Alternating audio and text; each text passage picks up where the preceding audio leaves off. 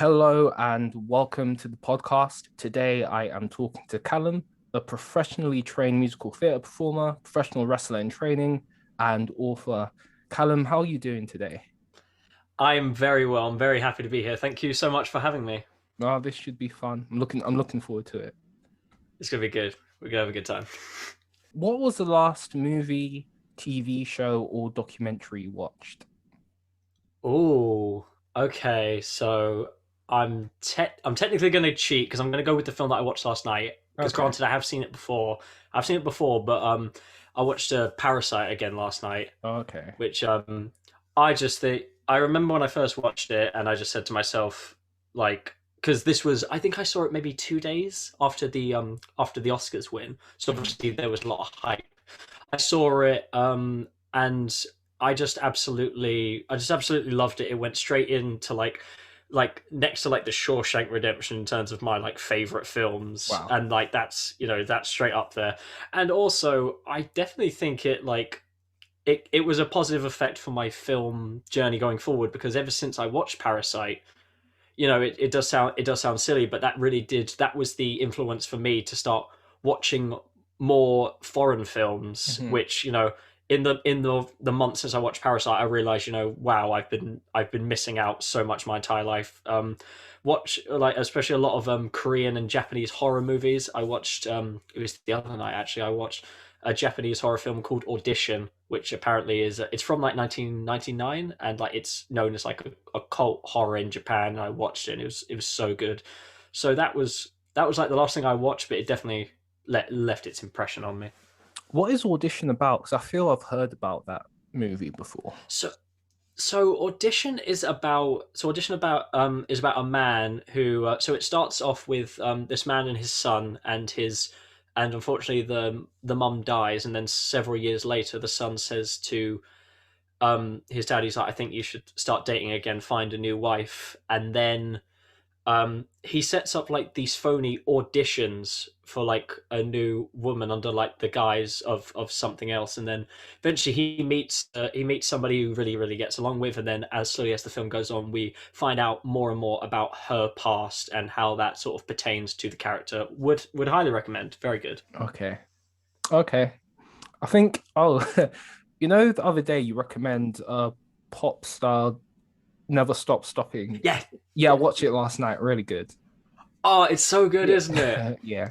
Good movie. it it does what I think, because I think we discussed this before when I told you to watch it. My main problem with a lot of music mockumentaries is they're like, well, because it's a mockumentary, the music has to be bad, but no, it has to be so good that it can be used to be bad. Which I think, like Andy Samberg and The Lonely Island, I'm a big fan of all those guys anyway, and they're like their brand of music, Hmm. and I feel like they definitely bring it here. Like the songs are so cringe, but they're just written they're so well that it's so funny. Yeah. Really good film. Yeah, glad you enjoyed. Moving on. So you trained in musical theatre. Do you remember the audition process? Yeah, so I went for my audition for what was then known as the Southern Theatre Arts Centre, and then in second year it became Northbrook Theatre, and then it became then in third year it became Northbrook Theatre at Brighton Metropolitan University. So I went there, and so we were put in a room with some of the first and second years who were currently rehearsing for their production of Bear, a pop opera. And in the other room was where you auditioned. You auditioned for. Um, my tutor was currently out pregnant at the time. The woman who would go on to become my tutor. So we had Keith, who was the acting teacher, and Matt, who was one of the many singing teachers we had. And so we went in there, and so I've said this to you before. So in my life up to this point, I've never sung a note in my life. Mhm. My sixth form teacher told me, "You're always singing. Why don't you just give it a go? What's the worst that could happen?" So I auditioned to a bunch of places. That one place happened to be musical theatre. So I went in for my audition, and right away we were quite petrified because something happened that we weren't expecting. But it turned out to be quite a big misunderstanding. So the first person who went in was a guy called Connor, who I went Yeah. to uni with. He got onto the course with me, and basically about two or three people all put like their ears to the wall as he was auditioning, and we're like, oh no, they listened to us while we auditioned, and like through the walls. We were petrified. We later found out that the reason they were doing this was because there's a quite a big MT community, like performance community in Sittingbourne, and they were all part of like the same like Amdram groups. So they all knew Connor, and that's why they were listening. They weren't listening to everybody; they just wanted to hear how he was sounding. Ah, I But see.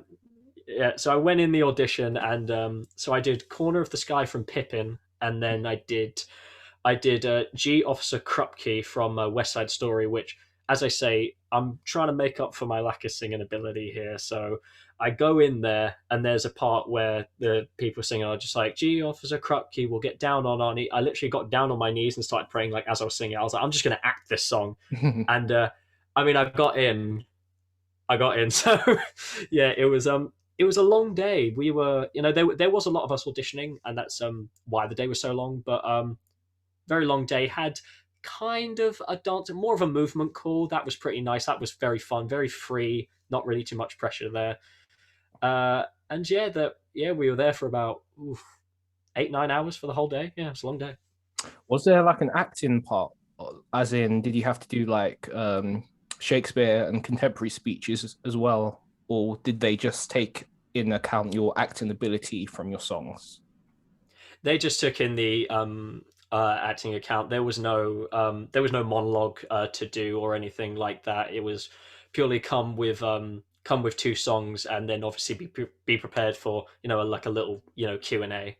Mm. And I think what people don't understand about like drama schools is that the competition is immense. Like you will go there and there can be like 80, 90 people. And that's just on one day. And they have like multiple days of auditions. Did that knock you at all? Or did you just take it in your stride that, okay, there's a lot of people here, but you know what? I'm gonna get in no matter what. I sort of took it in my stride. Like looking back on it now, I probably would have seen my chances as being a bit better just due to the lack of guys in MT, which didn't become apparent until the course happened and there was about 18 to 20 girls and only 6 guys. But at the time, as I say, I'm completely new to the world of, I knew theatre, but MT was a whole different world. So at that point, I didn't really know.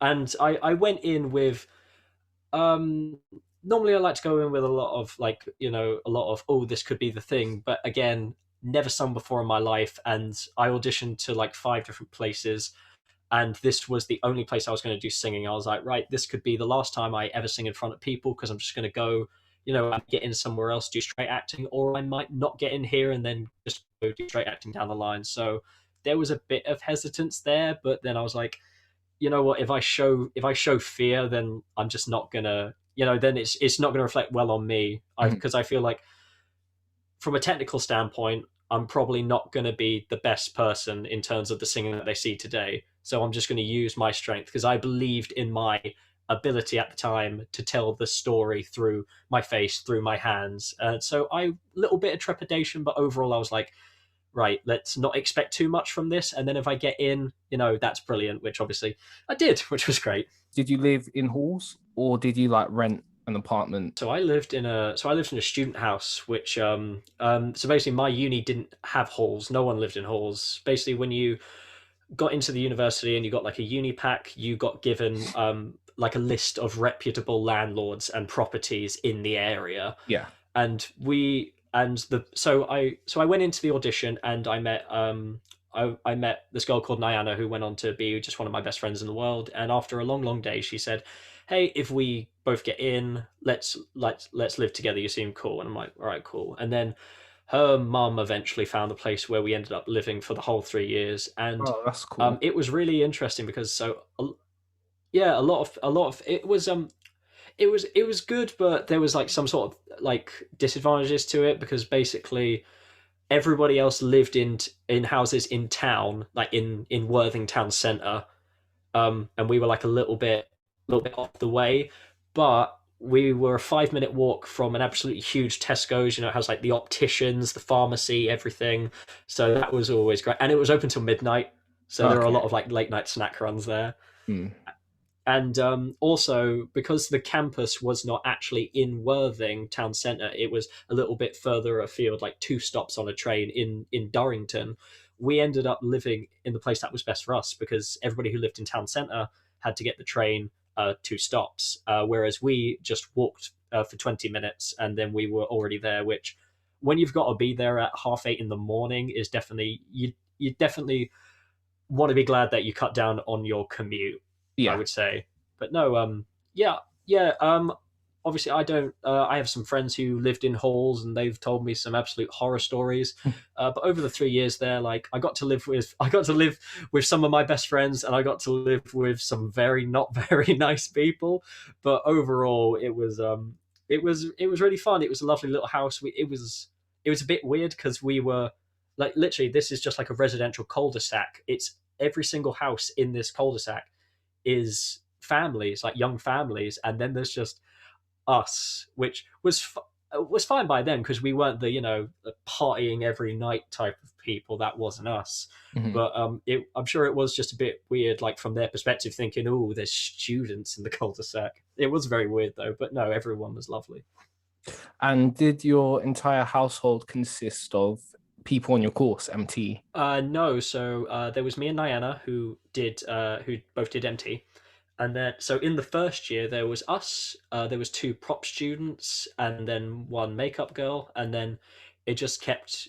And then the next year we got a dancer and a costume girl, and a fine art student, and then in the third year we got my friend Ollie who was MT, and he moved into my old room, and I moved into the bigger room in the second year. So the house was obviously 2 floors. So Mhm. the bottom floor you had a fine art student and a photography student in the third year, and then the top floor was just all MT. So you had Ollie, Niana, and me, Okay. So I which guess did you had. it had some advantages to it, mainly because so I would say mainly because me and Niana would quite often audition together, like for the big shows. So that gave us a lot of time to develop what we were going to do, as opposed to going to somebody else's house to do it. It was Mhm.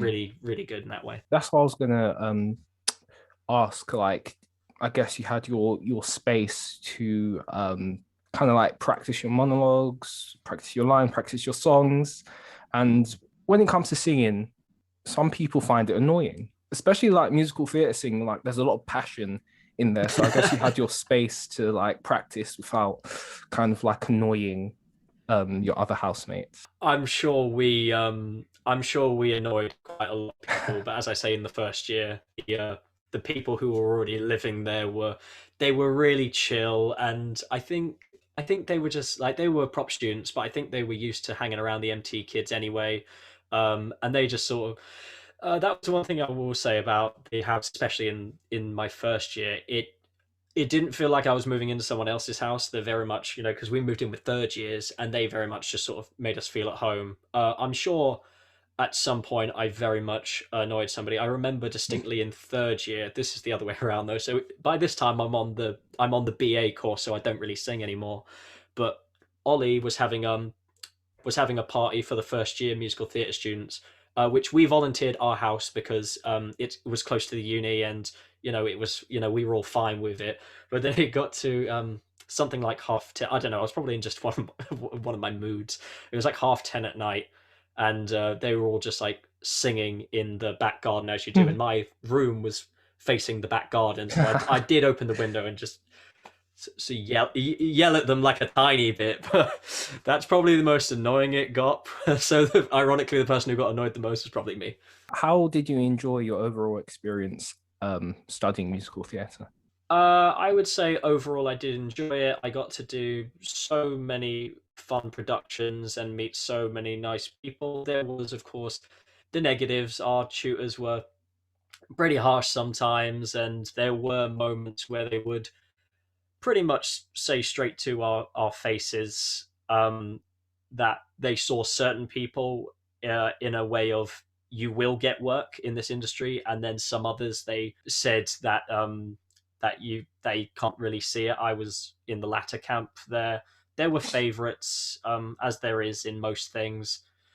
So that was quite a negative thing, but overall I would say for something that I'd never done before, the 3 years it taught me a lot of lessons. Some, like I said, some of the lessons I learned were from positive experiences. Some of them are from negative, but overall, I learned a lot. And I will say for a fact, they really did hammer home on this course audition technique. That was one thing they were really emphasized on. They were like, we can teach you to perform, as best you can, but if you go in there and then you don't know the proper etiquette for walking in the room, maintaining the eye contact, shaking the hands, saying hello, how you present yourself, then it's just not going to work. So I Yeah. will I will say it very much prepared me in that regard. What I will say is in this industry, like from training, like picking, saying certain individuals will work and saying certain individuals won't. I don't necessarily agree with that because like when you get in the industry, like things are changing like all the time. So maybe Mm. a 6 foot person might be in demand at the minute, but then like a new kind of musical will come along, and then that look won't be in favor anymore, and the person that was told you're not going to work might get all the work. No, I completely agree, and there are musical theatre has its tropes, Hmm. namely in terms of more of an aesthetic way, in terms of both height and appearance, and like as you say, those tropes are we're starting to dig away at those, so it's definitely moving in the right direction. What is your favorite stage musical, and what is your favorite movie musical? Oh, all right. So I would have to. All right. So favorite movie musical. Right. Favorite movie musical is probably Grease. I love Grease. It's just a lot of fun. I last time I watched it was a couple of weeks ago. The message of it, of if you want to find the love of your life, change everything about yourself. That's we can put that to bed, and just and enjoy the songs. But it is for me what I feel that a movie musical should be. It's just good, campy fun. It doesn't take itself too seriously, but when it does have the serious moments, there is that sort of air of just fun about it. So yeah, I would definitely say Grease, and like the set pieces are really fun, like Grease Lightning, where they're in the automotive part of the school, and then suddenly it transitions into like a whole stage thing. Same with Beauty School Dropout, the nice little changes uh, from like the real world locations to these sets. I think that for me really sets it apart from a lot of other movie musicals, because they are grounded, but they do have these dream sequences, and you do just go along for the ride. Yeah. But in terms of my favorite musical, um, right, so I have two answers. So I'm going to cheat, Okay. because one, I want to just give a shout out to Carrie the musical. So I did Carrie the musical in the second year. So it's the story of Carrie, based on the Stephen King novel, and later the 1976 film with Sissy Spacek. And we did it in second year. We had so much fun doing it. We had fake blood, we had actual fire, and it's Wow. kind of a joke. The musical itself is kind of a joke in the no no in the MT world. It's kind of a meme, if you will, because of how the previews went. So it had 6 previews on Yeah. Broadway, and that was it. In 3 of the previews, there were encores, standing ovations, the whole 9 yards. But the other 3 of them, in the other 3 of the previews, which happened to be the ones where the investors of the show attended, there were choruses of boos, just for Wow. whatever reason. And now Carrie's legacy is somewhat that of, oh, it's the biggest flop ever. In fact, I have a book around here somewhere, and it's a book about Broadway flops, and the title of the book is called "Not Since Carrie: 40 Years of MT Flops." So I want to give a shout out to Carrie, because I had so much fun doing it, and honestly, I think it doesn't deserve its reputation. Great show, great music, great rock score. Actually, you'll like this. So obviously, Carrie, it's a very sort of dark rock score. It very fits in with the themes of the film. And the two the two men who wrote it, they only ever wrote one other thing together, and I love this because it's such contrast. So the only other things they wrote together was, so they wrote "Carry the Musical" and the title song from Fame. Oh, what the fame? I'm gonna live Lit, that one. yeah, Oh, that's crazy. Okay. I'm gonna live. Yeah, Forever. yeah. Dun, It's just literally they never they never did anything together except those two things, and I just love that. But so in terms of favorite musical, I'm gonna have to go with Rent for okay. numerous reasons.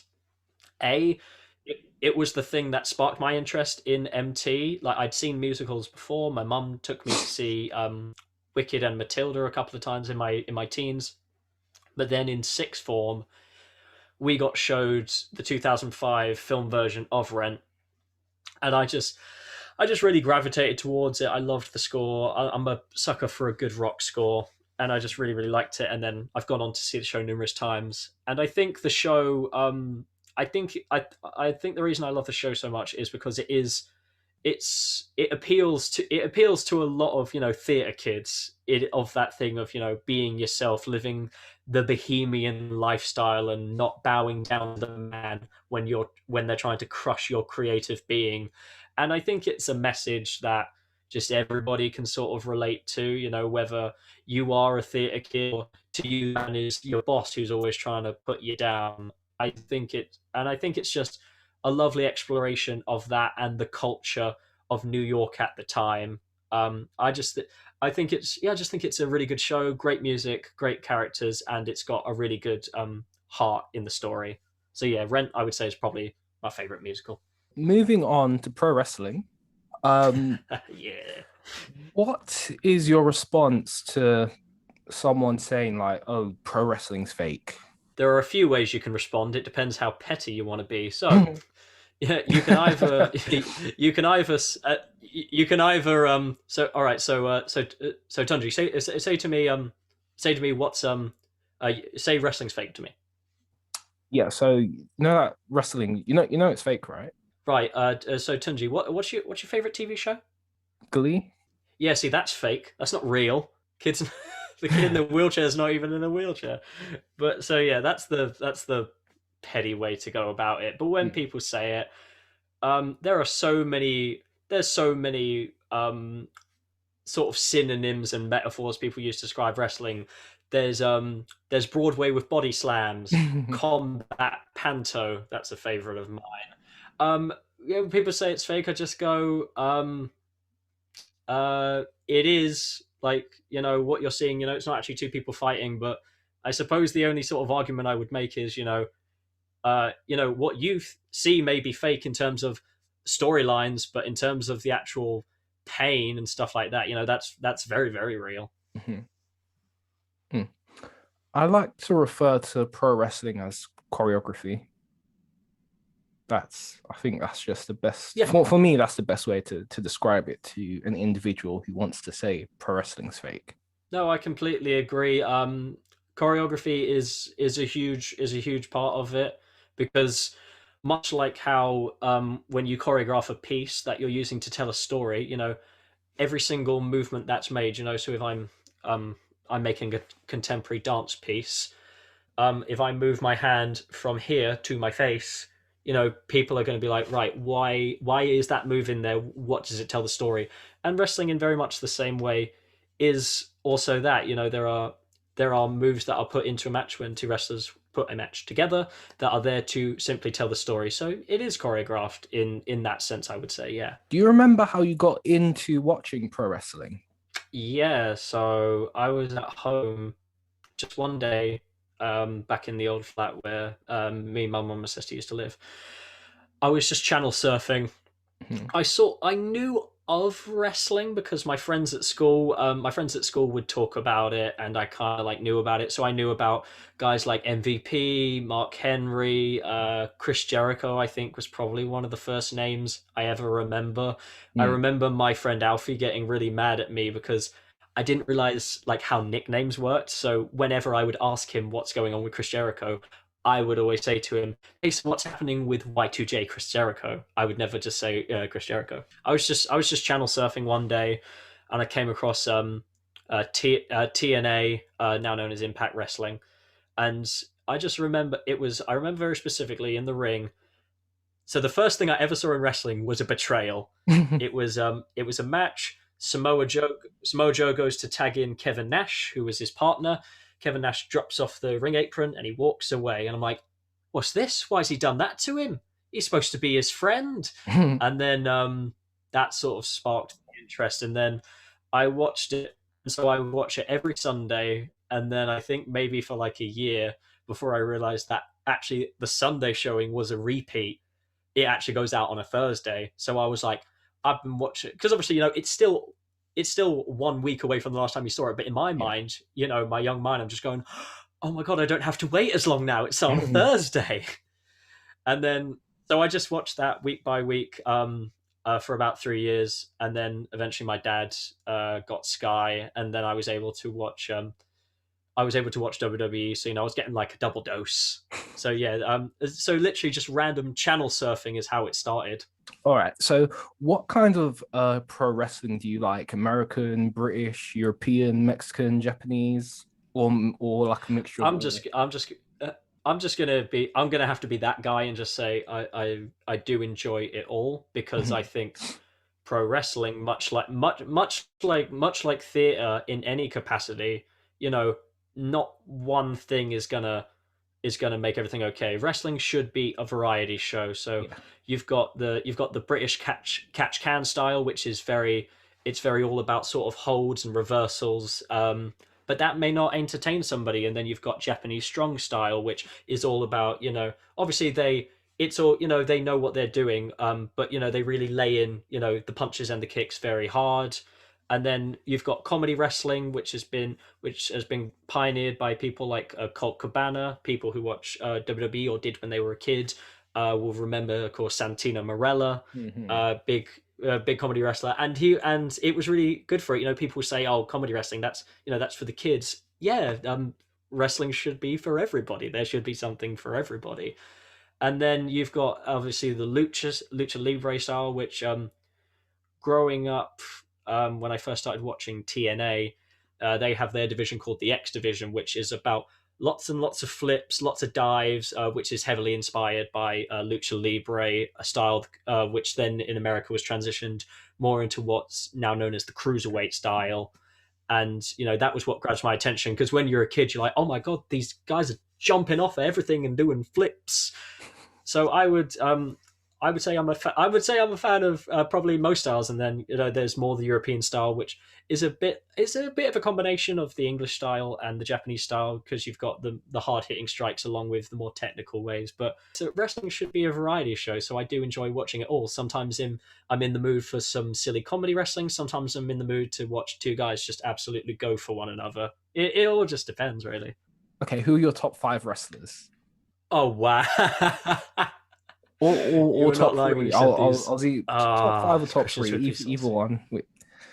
All right, all right. Okay, so I'm gonna have to. So first of all, I'm gonna have to stick Kurt Angle in there. Hmm. Grew up on a lot of TNA, as you know, and Kurt was just amazing at the time. And obviously, he's got the legit pedigree of being an actual Olympic gold medalist, and in my opinion, is just one of the best to ever lace up a pair of boots. Um, who else? Uh, I would actually. Oh, my top three. Gotta have AJ Styles in there. One of the first ever wrestlers that I loved as a kid. Um, and yeah, he introduced me to the cruiserweight style, of just high dives and just exciting action. And I think if I wanna, so those are two people who for me are on my personal like Mount Rushmore of wrestling. So I'm gonna say one more, because I'm gonna say somebody who I feel that is definitely already on there, but still has a good few years to go, and that's definitely got to be Kofi Kingston, Oh, because wow. we've Okay. obviously discussed Kofi before. Yeah. Yeah.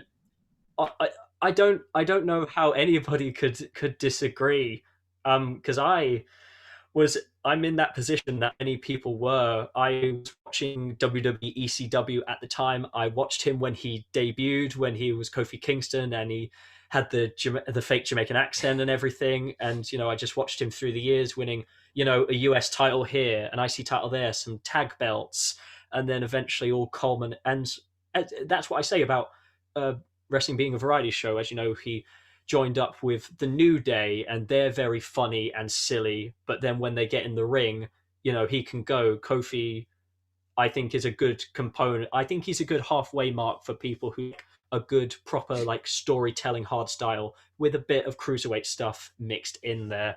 Mhm. And obviously, he just kept ascending up the card until WrestleMania when he won the WWE title, which again, as we've discussed before, for me, it's just one of those moments where wrestling is just absolutely magic. There's this Yeah. guy been watching for so that was 2019. So for 11 years, you've just been watching this guy, and then suddenly you're like, oh, he's going to win the big one because and that's another thing because you know wrestling is a lot about likability, and Kofi is one of those people that, along with people like Zack Ryder in WWE, also people just decided at some point this guy seems really nice. He's really good in the ring. So no matter whether he's in the main event or he's not, we're gonna support him and we love him.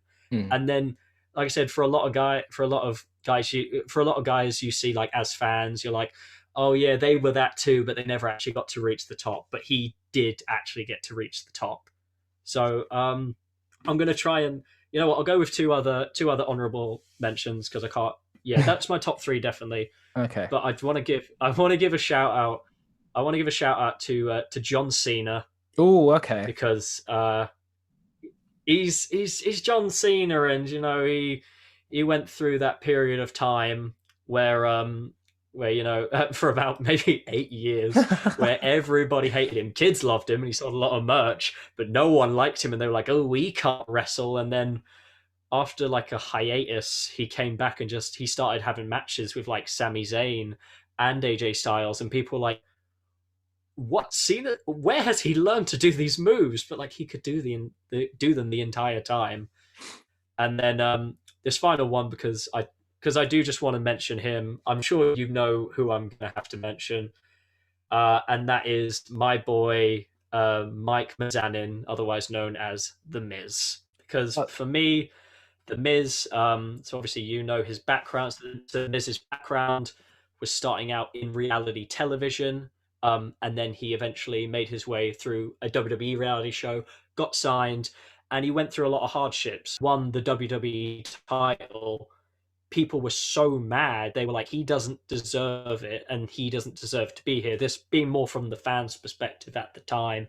And it really wasn't until sort of 2016 where he was doing a lot of great work of his career. He really refined his character, and it was mm, something that even though he was a bad guy, the fans really resonated with, and he was the best part of whatever show he was on that week. yeah. And I just really respect him for really pushing forward because many would and many have just sort of given up. He was given a tough time when he very first started. He did some things that were seen as wrong, so he had to change in the toilets of whatever stadium they were performing in for 6 months. And obviously, as he said on his documentary, which I know you watched too, he said Yeah. just how humiliating that was. He's getting changed in the public toilets and people can see him, so like how does that make him seem perceived to people? But most of all, he is truly my biggest inspiration, not in wrestling, but in life, because I feel there was on a much lesser scale. He wanted to be a wrestler, and then he did it. He faced a lot of hardships. When I went to uni, you know, I wasn't given a hard time or anything, but I was in there with people who had been doing community theatre and singing since they were about 3 or 4. So I definitely felt like I was out of my element. And much like he felt he had to, work just that bit harder to prove himself, I very much felt that as well. And he just inspires me in my literally just in my day to day. Every couple of days, as I said to you the other day, I will go back and I'll watch the WrestleMania promo package with him and Cena, where it just details all these sound bites of his career in WWE, of all the times people said he didn't belong there and then he made it to the top of the mountain. So yeah, that's I could go on and on about the Miz. Hmm. He's such an inspiration to me. But no, that's what I'd say on my five. Are you a WWE person, or do you think the different brands are good competition? Different brands are so good competition because you've got WWE, you've got AEW, Ring of Honor, Major League Wrestling. All this is wrestling. At the end of the day, the fans win, and as you and I have talked about before, the worst part about wrestling right now is tribalism, which definitely happened when All Elite Wrestling started, because people are like, oh, you can't like one and not like the other, which is just absolutely ridiculous. At the end of the day, there's wrestlers in WWE who I love to watch, there's wrestlers in AEW who I love to watch. if Hmm. the, if I love that particular wrestler, I'm gonna go watch them no matter what the company they're working for. It's really irrelevant to me. There's obviously, when you've got a certain wrestler that you're like, oh, I'd love to see them face off against so and so who's in a different company, which can be obviously a little bit frustrating as a fan because like I really want it.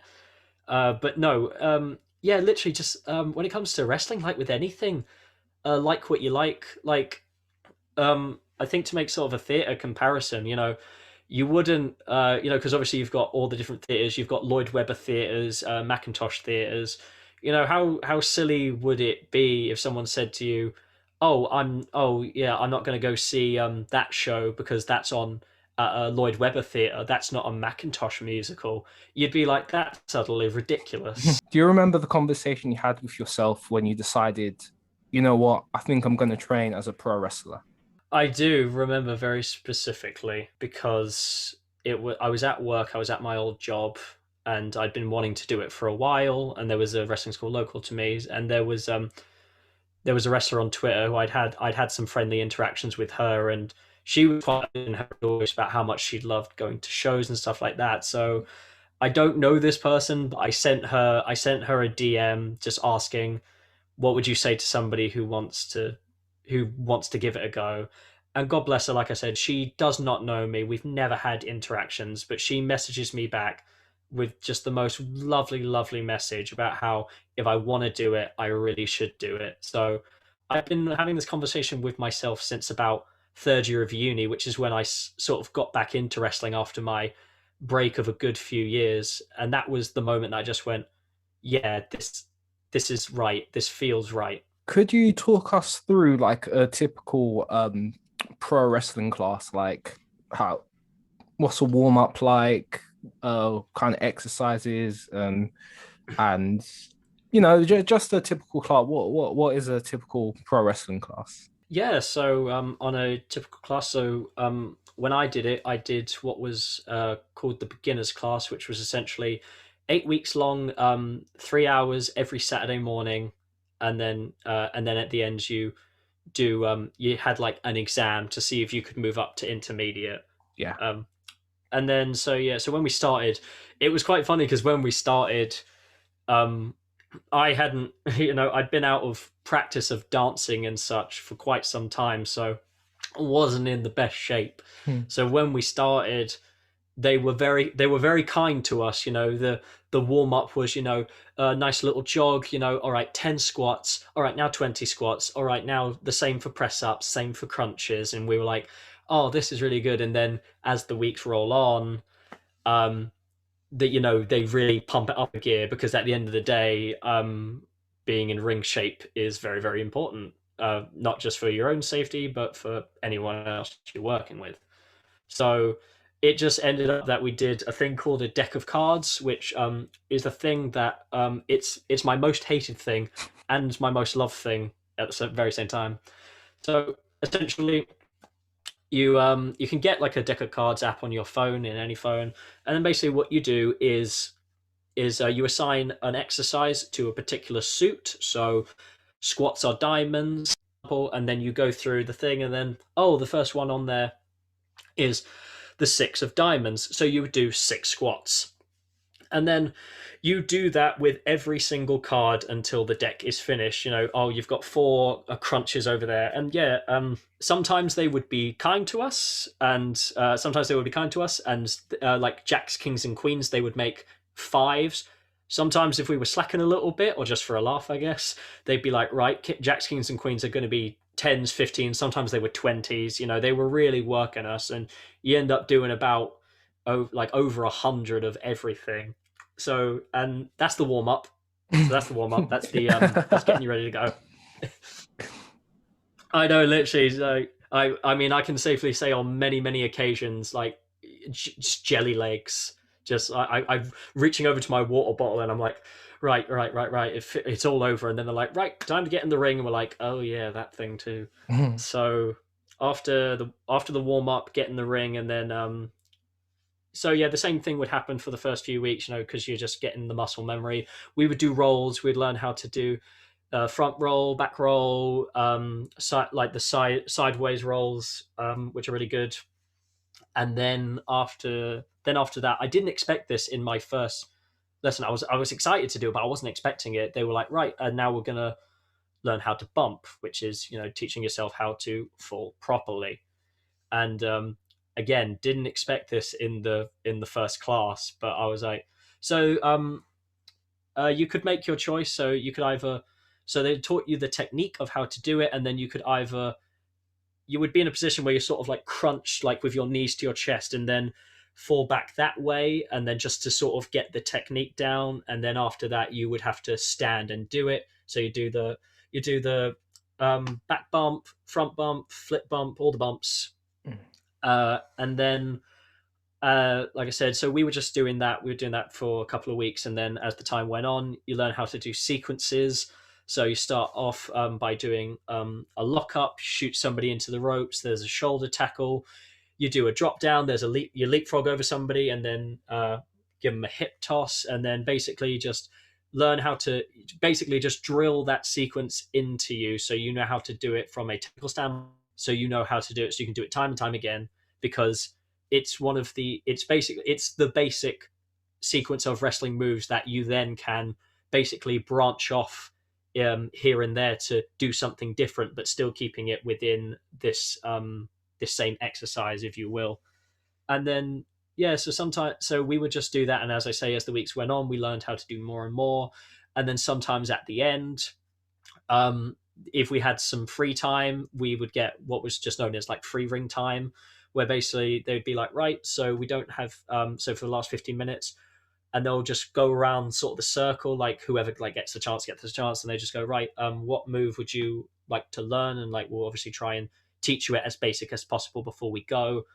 And so we, and and yeah, so you would just learn how to do that. So I, through the open bit at the end, that's how I learned how to do like a suplex and a spear, which was really fun. I remember we did the first week of training, and then on that Saturday, my training school, because they run their own promotion, they had a show which we always went to the shows. It was lovely to support everyone, particularly David Francisco, who was our main trainer and a wrestler. He's wrestled here, there, and everywhere. Such a great guy, and such a great trainer. I doubted myself going into the final week where we had the exam, and he really did. And it was we there was a show the night before, and I went up to him at the merch stand, and he just said to me simply, he's like, "Don't be nervous, don't be nervous." And so yeah, I owe a lot to him. So we would go to the shows, and I remember that very first show they did the sequence, and they did a hip toss, and I turned to my friend Glenn and I said, "Isn't it weird watching a hip toss now, because we know how to do one? You know, it doesn't look anything like theirs, but like we know how to do the basic." So yeah, and then as the weeks went on, we learned how to do more and more stuff. But yeah, so general sort of wrestling training session will consist of your warm up slash cardio, and then some ring time. Two things.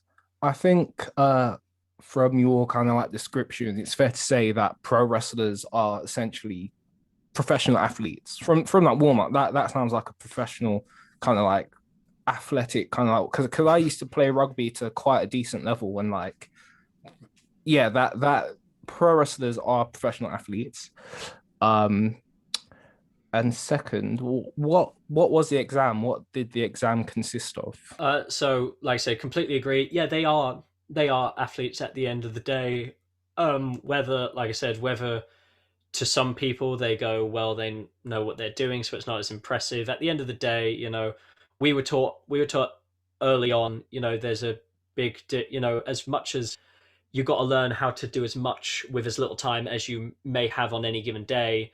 You've got to learn how to go, and because you can go for very long stretches. So they are athletes, and I, in terms of both from a cardio and just a pure work ethic standpoint and what they do, I think they do deserve to be put up there with your track stars, with your footballers. I definitely agree. They are athletes of an extremely high level.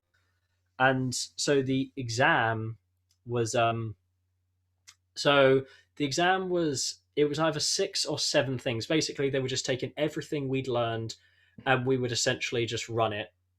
So first thing we did, oh god, what did we do? What did we do first? So we did lockups and reversals. So basically, they just popped two of us. So we were all round in a circle with David watching us, and basically they would give us 30 seconds. You would do a regular lockup. You would then go into a headlock, a hammerlock. Basically, just do hold reversals for 30 seconds, which, as I'm sure you'll appreciate from doing like minute monologues, a minute to them is a lifetime in your head when you're doing anything and people are watching. Mm. So we did that, and then yeah, they would just base us on a technique and stuff like that, and then we did the rope running, which is just the technique of how to use the momentum of the ropes to bounce off of. So I passed every bit of the exam except for rope running. My rope running was absolutely just atrocious. And then we did the rolls. Like that was its own separate thing because rolling is very important. So again, they just you all line up, you go round, and when it's your turn, front roll, back roll, side roll, left side roll, right side roll, and then again they're just watching you and they're just examining you. And we did because we'd been learning strikes as well. So you could do forearm, you could do chops, you could do European uppercuts, and then they just asked. They were like, right, we need you to do pick three. So they said to us the week before, they're like, pick three, and then do three of each, and then they just throw you in the ring with somebody, and somebody's just got to take what you're dishing out. Hmm. And yeah, there was stuff like that. There was the cardio, like that was important. So basically, we got the most brutal deck of cards we'd ever been given because before they can even rate us on how we go in the ring, they got to know that we don't do the deck of cards and then just go right, right, right. I'm done. I can't do this anymore. So cardio was like a huge part of the exam, and so overall, they just marked you on everything, and then at the end of the exam, which was very funny because it went on a bit longer. So I actually had to get cover from somebody who was at work to cover the first hour of my shift until I would manage to get there. So everybody got called over and they got told whether. So basically, what they did was the point of the beginner's course was basically um, to then send you because they run regular classes. So they were like, right, so if you pass this, you can then start going to intermediate level classes, and and then basically, so that was just it. So if you passed, you got to go to intermediate, which was really great. And then I think yeah, so everybody got their answers, and I got called over. There was just three of us left, and we got called over, and our trainer he was having a bit of fun making us, because obviously we're just like, oh, we really want to pass, and he was having a bit of fun with us. So he sat us down and he just went, right, only one out of the three of you can actually pass, which was a lie. He was just messing with us. So he was just like, right, so you've got to answer this trivia question, and the question was, how many pairs of wrestling boots did John Cena own in his rookie year? And fair to say, we were way off the mark. But then he said, he was like, I'm just messing with you. You all passed. And yeah, that was a really good feeling. I went into work that day feeling really good because again, it was something that I really wanted to do, and then I found the passion for it after a few weeks. As much as I was very tired and I was hurting, um, and it was just a really good feeling to go, wow, I really passed it. And then again, when I passed it, David shook my hand and he just gave me a knowing look that was just like, I knew you could do it. I had faith Hmm. in you. And I was like, oh, David, please. How many pairs of wrestling shoes did John Cena own in his rookie year? Do you remember? Yeah, it was something like 75. That's a crazy amount. Apparently, I mean, if you go back to his rookie, it makes sense though, actually, because if you go back to his rookie year, like when when he faced Kurt Angle on SmackDown, that sort of time when he was just wearing short, like regular wrestling shorts, he would come out every week in different colors of boots to match. So yeah, you could reasonably say he probably had quite a lot. Moving on. So you recently wrote a book. Could you tell us a little bit about it? So yeah, so in 2020, so last year, my friend Amy hit me up and was just said, "Hey, some friends of mine who run their own theatre company based in Brighton. So basically, they had a show ready to go for Brighton Fringe, Mhm. and and obviously Brighton Fringe did not go ahead. And then Amy just told me, "Hey, we're doing a book."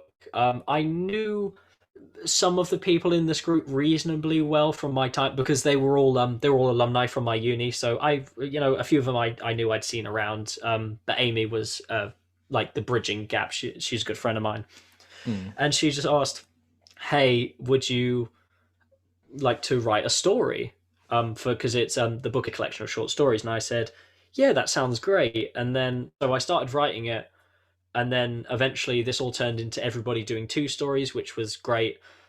And yeah, it was really fun. It was a nice sort of it was a way to keep busy, but then that's what it started out as. Like it was like, oh, this is just a fun little project to keep busy. But then as I started writing it, because it the short stories, they're short stories. They don't have to be that long. But with the first story, it just got longer and longer and longer because I was like, "Ooh, I want to expand on this world like as much as I possibly can while still keeping it short." Mhm.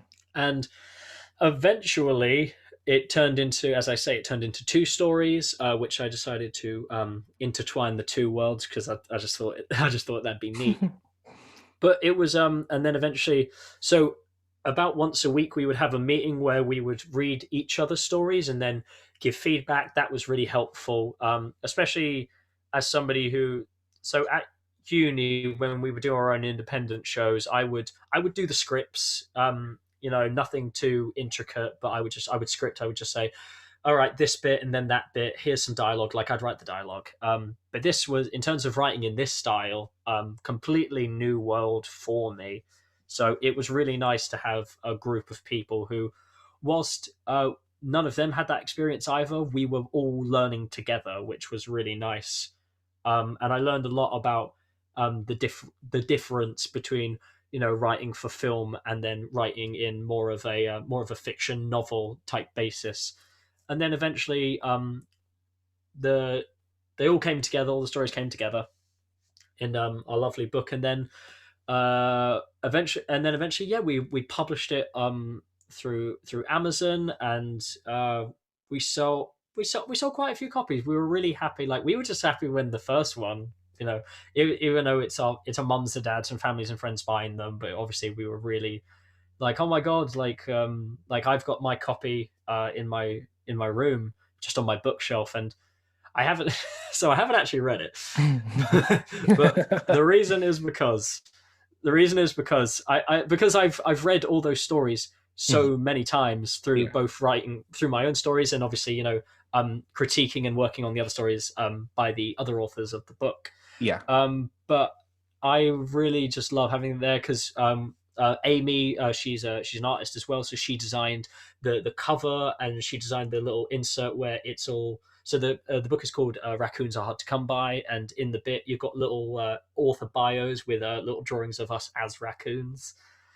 And yeah, it's just nice because it's there on my shelf, and I sometimes do just look, I don't read it, I just look at it and I just go, "Wow!" Like we actually did this. Like we started it in, I want to say, July of 2020, and we published it just before Christmas. So it was a long journey, and I don't think we actually thought we were going to end up finishing, but then of course we did, and I had a lot of friends who bought the book. Very thankful to them, and like Um, do you have a go favorite for it. quote or saying?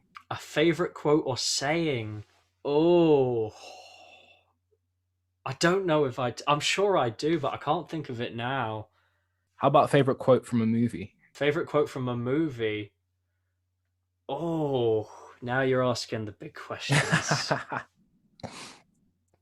Um, it's kind, it's kind of a quote in a way because it's actually from Quentin Tarantino's Once Upon a Time in Hollywood, and it's the bit where Leonardo DiCaprio's character does a scene in a film with a little girl, and she after they do the scene, she whispers in his ear, and she just goes, "That was the bestest acting I've ever seen," and Leonardo DiCaprio just breaks into tears because of how that affected him. So, I don't think that's going to be a famous movie quote in times to hear, but I remember when I first watched it and just the quote itself and then the reaction it invoked to who it was said to just really resonated with me. I remember that shot was in the trailer for Once Upon a Time in Hollywood as well. And when I saw that in the trailer, I was like, "Oh, this movie is going to Yeah, be it was. good." Yeah, I remember we did because we did a midnight staff of it the day before it came out, and I remember I really didn't like it, and then I was told to watch it again. I genuinely do believe, for me, that's my favorite Brad Pitt performance. Wow. Okay. Yeah, That's in- it's subtle, but it's not like yeah, it's not like Seven or Fight Club. He's very in the back. He's an integral part of the background, and there'd be such a hole in the film if he wasn't there. So I really feel like I really feel like that's why for me it's my favorite Brad Pitt performance. hmm, fair enough. Okay, Callum, thank you so much. But just before we go, where can people find you on social media? On social media. So you can follow me on Twitter at CalGilfoyle20. So CalGuilfoyle 20. And on my Instagram, I go by my wrestling handle when eventually I actually get the chance to have a wrestling match, and that's Tristan the Pretty. So like Megan the Stallion, but Tristan the Pretty. Cool. But no, Tunji, thank you so much for having me. I've had such a lovely time. It's been a pleasure. I'll leave your social media details down in the description, and I'll also leave a link to your book down in the description below. All right, guys, thank you so much for watching. See you soon.